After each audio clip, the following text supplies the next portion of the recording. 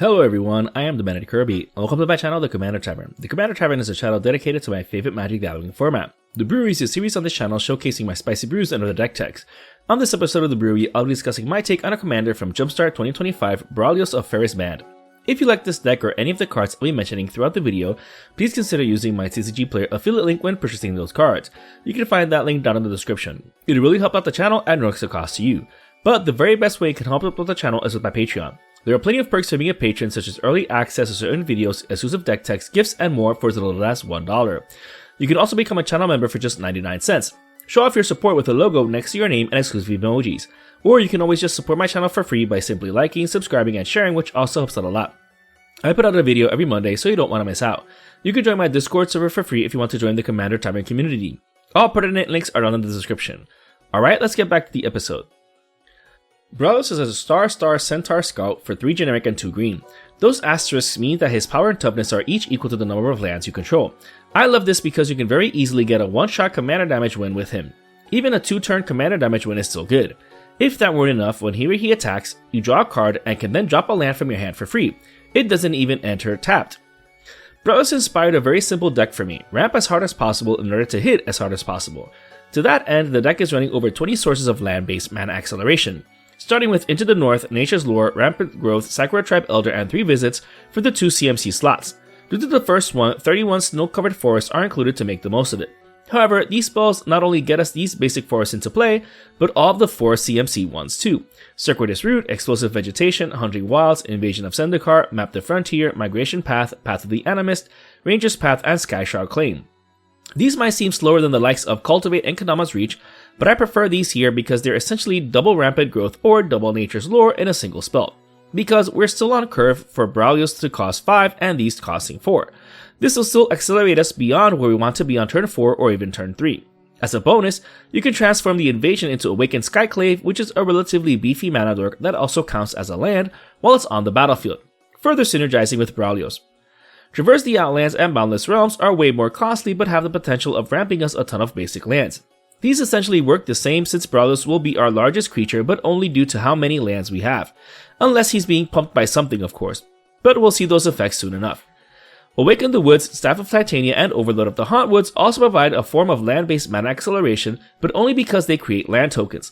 The first 2 create Dryad Arbor tokens, while the last ones create a land we don't have to worry about losing in a board wipe. The first one is an amazing mana sink to help us potentially win the game, while the last 2 give us incremental advantage through combat, ensuring Braulios gets larger and larger, while also giving us more and more mana. As a bonus, the staff makes Braulios even bigger, since he gets an additional +X, where X is the number of forests we control, essentially doubling his power and toughness. Nissa Who Shakes the World also accelerates our mana, but by having our forest tap for additional green mana. Her other abilities are still useful, with her one being optional since it's up to 1 land. Her emblem is also busted here, protecting our lands from getting blown up, while also dumping all of our library's lands straight to the battlefield. Soul Ring is the only mana rock in the deck, and you can honestly even go without playing it, but I'm running it because turn 1 Soul Ring is super strong. There are still other mana accelerants in the deck, but they also serve other functions. For example, Nissa Vital Force can untap a land with her +1 ability.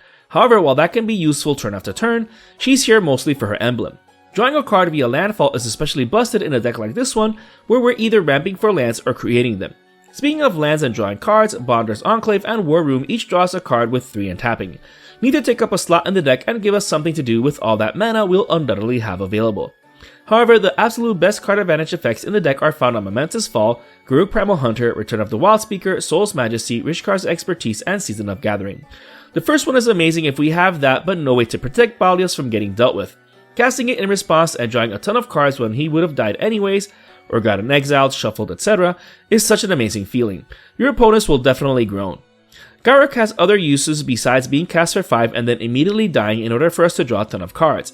If you don't need a handful of cards, you can just up him first and then draw a ton of cards to keep him around later. The last 4 are clearly going to draw us a ton of cards thanks to Braulio. As always, bonus points for casting either Return of the Wildspeaker or Soul's Majesty off of Rishkar's Expertise. Reliquary Tower doesn't take up a slot in the deck and is included in case we draw way too many cards and don't feel like discarding down to hand size. That always sucks, so it's never a bad include. Garruk's Uprising can also draw us cards, but the deck doesn't have that many creatures in it per se. That being said, when we start creating big tokens, it'll draw us cards, but more on that later. As a bonus, it also gives our creatures trample, which matters since Braulios has no kind of built-in evasion. He can be as big as possible, but a lowly Kobolds of Kirkheap is enough to stop him. Speaking of getting through our opponent's defenses, giving trample to Braulios will certainly do the trick. The deck's running Shadow Spear, Loxodon Warhammer, Power Fist, Vorak Battlehorns, Haunted Cloak, Scepter of Celebration, and Leyline Axe. Each of these give him trample but also have other bonuses. The first two also give him lifelink, Power Fist makes him even bigger after dealing combat damage, the Battlehorns make it even harder to block him since you can only put one creature in front of him, the Cloak also gives him Vigilance and Haste, which can and will matter. The Scepter gives us the potential of creating a buttload of tokens, which is definitely important in Voltron decks like this one, since we want to survive the clapback after killing off an opponent. And the Axe gives double strike, which might be enough to one-shot an opponent without having to wait until Braulios has 21 power. Fire Shrieker also and only gives double strike, but it's included because of how easy it is to get Braulios to 11 power. This way we can make it easier to eliminate an opponent without having to do so much. Same with making him unblockable via Rogue's Passage, Brotherhood Regalia, Prowler's Helm, and Silver Shroud costume. As a bonus, the Universes Beyond cards gives a form of protection via Ward and Shroud. Obviously, these aren't the only ways we're protecting Braulios, they just happen to be a nice bonus, like the Hexproof on Alpha Authority. Similar to Vorak Battlehorns, if Braulios has trample and can only be blocked by a single creature, it makes it incredibly difficult to survive getting absolutely gobsmacked. And, as just mentioned, the Hexproof is nice too. Speaking of, Commander's Plate, Lightning Greaves, Swiftfoot Boots, Champion's Helm, Darksteel Plate, Mithril Coat, and Shield of Kaldra are the ways we're protecting Braulios. Pretty useful suite of equipment considering this is a Voltron deck. These are pretty straightforward and I prefer these because the indestructibility equipment also being indestructible is such a massive bonus. Heroic Intervention and Not of This World also protect our commander and via unexpected methods. No one expects counter magic outside of blue, so how about protecting our commander for free once he's at 7 power? Heroic Intervention is a given, but Not of This World. Some nice spicy tech for this one. Constant Mist, Arachnogenesis, Galadrim Ambush, and Jaheira's Respite also provide protection, but to us against Horde decks. These tend to be a weakness for Voltron decks, but being able to negate an Alpha Strike to then kill that player on the clapback is glorious. The best one is obviously the first one, since we'll have plenty of lands to feed the buyback cost. Speaking of, Jaheira's Respite is yet another land-based mana accelerant in the deck. Not only will this frustrate the Alpha Strike coming our way, but will make Braulios even bigger while also getting a ton of lands. The middle two then help us out further against Horde decks, but giving us a ton of tokens too, just like the previously mentioned Scepter of Celebration. Speaking of tokens, Scoopswarm and Rampaging Baloths are included because their landfall triggers are too good to pass up. If we get them early on, the incremental value they give is invaluable. Our future ramp effects will be for more than just getting lands into play. These also allow for explosive board states once we resolve spells like Jaheira's Respite, Traverse the Outlands, and or Boundless Realms, or even a massive Awaken the Woods, which also gives us a ton of tokens. Fortunately, we don't even have to worry too much about protecting Braulios because there is plenty of redundancy in his Power Toughness ability. Ashaya Soul of the Wild, Greensleeve's Myro Sorcerer, Multani Yavamaya's Avatar, and Cultivator Colossus all have a Power Toughness linked to the number of lands we control. Ashaya is even better in the deck because it makes our creatures also be forest, so these creatures along with Braulios will be further pumped. Greensleeves also has a token making Landfall trigger, further cementing its inclusion in this deck. The last two have built-in trample, making it even easier to focus on them. That way we can send a player killer towards each opponent in a single combat step, potentially ending the game. This is why Nylea God of the Hunt is also included. Yes, there are plenty of trample equipment in the deck, but Nylea is indestructible. Not only that, she's an amazing mana sink to give those extra points that might be needed to take out a player. With her in play and just a couple of star creatures, we could easily end the game, or at the very least, likely take out an opponent once or twice per turn. Last but not least is the deck's interaction. While the deck is the embodiment of the best type of removal is player removal, it's still running Tranquil Grove, Beast Within, and Acidic Slime because you can never be too careful. Tranquil Grove is absolutely harrowing since it destroys all other enchantments, leaving itself behind.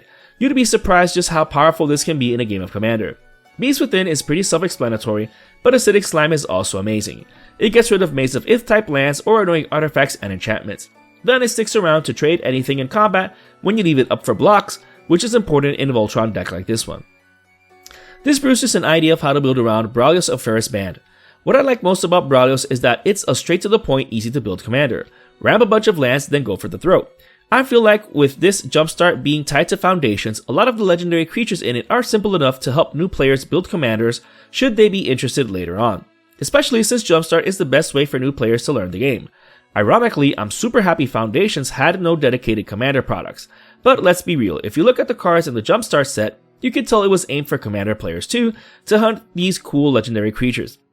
If you're interested in the deck list of the spicy brew of mine, you can find a link to it down in the description.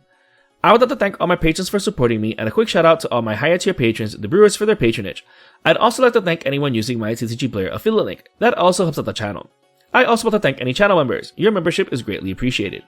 And to everyone, thanks for watching this episode of the Brewery on the Commander Tavern. I am the Manic Kirby, and happy brewing.